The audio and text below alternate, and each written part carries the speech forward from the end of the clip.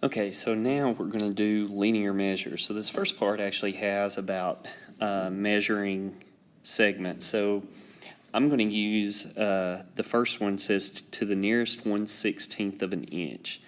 So I'm going to take this ruler that I've taken a picture of. Now, this may not be to scale, but I'm just going to show you how to measure. Okay, so the first thing you want to do is line up the end segment with the end of your segment. So what I mean by that is, here's the end of my ruler, that starting segment, and then here is the segment I'm measuring itself. So if I go to here, that is 1 inch. So if I go here, that's another 1/16, and then I make it to this one. So in actuality, if I was measuring, if this ruler is to scale, this would be 1 and 2/16 because I went 2 marks past it, because there are 16 marks between the numbers. So that means each mark is a 16th. Now, what I'm going to do here is I need to simplify this or reduce it. So I'm going to teach you a little skill here on your calculator that you can use. So what you're going to do on your calculator, you're going to press the alpha button, and then you're going to press the y equals button. Okay, so when you do that, that's going to bring up this menu. And if you look at the first one, it's n over d. Okay, that's numerator over denominator. That's a fraction. If you look at the second one, it's u n over d. That is a mixed number. That's what we're looking at here. So that's the one I'm going to pick. So I'm going to go down, I'm going to pick that, and what I'm going to do is I'm going to type in what I have right here. So I'm going to type in 1, right arrow, 2 on the top, 16 on the bottom, and then if I press enter, then it's going to simplify it for me. Now, depending on the mode that you have your calculator in, so if you press the mode button and you go down right below math print, there's n over d or un over d. If you select un over d, which is what this is, a mixed number, and you do that, then it's going to simplify it to 1 and 1/8. Okay? So this is correct, but it's not simplified. You want to simplify that. Okay? So it becomes 1 and 1/8. All right, let's go to the next one. Now, for the next problems, I'm just going to move this over to the side here. For the next problems, it wants us to do it in centimeters and millimeters, okay? And that's what this ruler is. Okay, so I'm going to expand it again. This is not necessarily to scale, okay? You would obviously have a real ruler you would be doing this on. But if I do this in terms of millimeters, so if I do this in terms of centimeters, okay, because it asks me to measure in centimeters, but to round to millimeters. So this is 1 centimeter, 2 centimeters, 3 centimeters, so forth, so on. So I'm going to move this, line it up right here. Okay, so I'm bigger than 1 centimeter. If I look, there's 1, 2, 3. It looks like it goes to the third line. So I would write that as 1.3 centimeters, okay? 1.3 centimeters. Now, in the next problem, it says measure each segment in millimeters. So now this is no longer 1 centimeter, that is actually 10 millimeters or 20 millimeters or 30 and so forth and so on.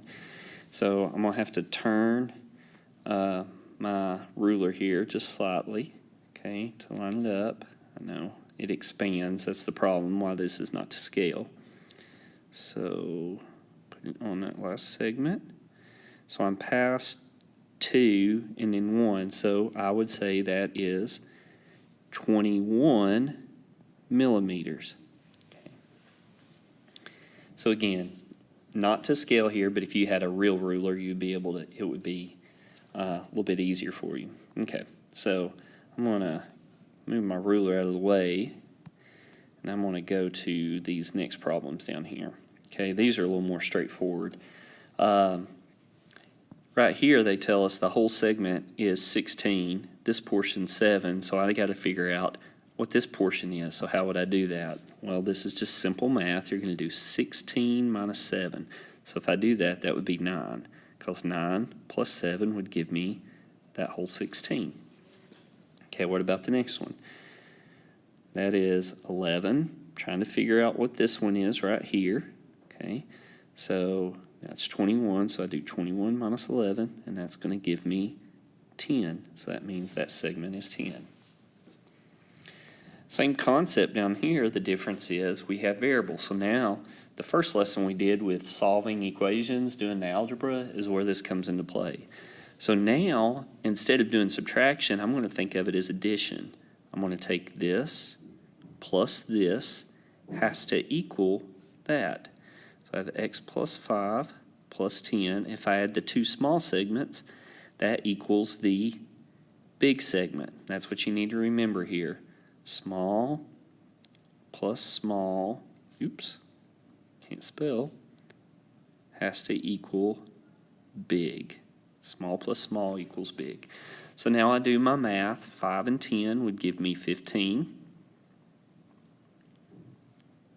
Get my variables on the same side. I told you in the previous lesson, I always try to move the smaller one.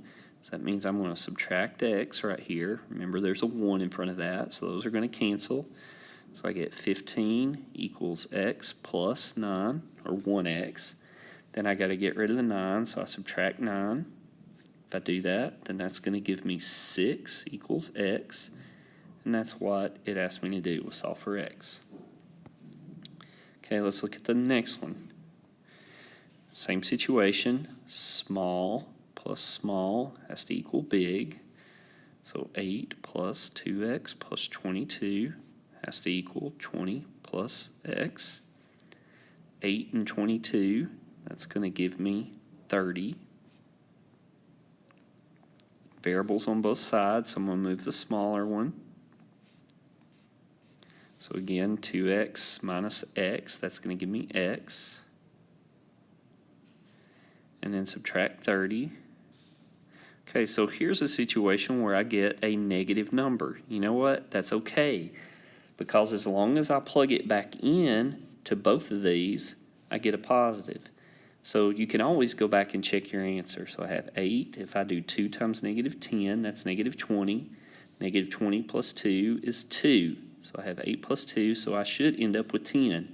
What's 20 plus a negative 10? That is 10. So that does work. 8 plus 2 is 10. I get 10, top and bottom. So that tells me my answer is correct. All right. What about these last two problems? These last two problems are very similar to the two we just got through doing. The difference is there's no picture.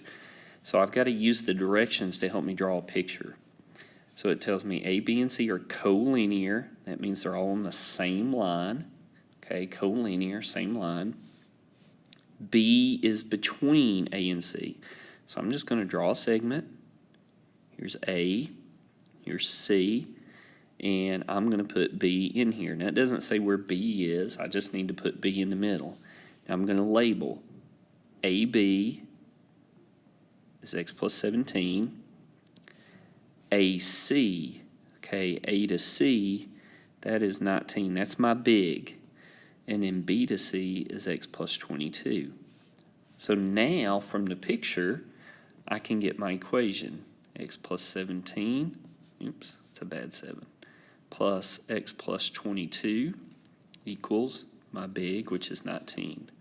X plus x is 2x. 17 plus 22 is 39. Subtract 39. If I do that, I get 2x is negative 20. I'll slide this up just a little bit here. And then divide by 2, and I get x is negative 10. Okay, what about the next one? Again, draw a picture, same setup. A, oops, the bad A. A, here's my B, there's my C. A to C, so that's my big, is x plus 18. B to C is 2x plus 17. And A to B is 7. So there are my two smalls, the green and the blue. So 7 plus 2x plus 17 is equal my big, which is x plus 18. 7 and 17 gives me 24. I have variables on both sides, so we've done problems above like this, so we subtract x. So that gives me x plus 24 equals 18. Subtract my 24. So now I have x is, and that's -6. Now again, just like above, you can check. So if I took -6 and plugged it in, that'd be -12 plus 17 is 5. 7 plus 5 is 12. So put it down here, -6 plus 18 is 12. So that works. So a little bit longer video, but hopefully you followed all that.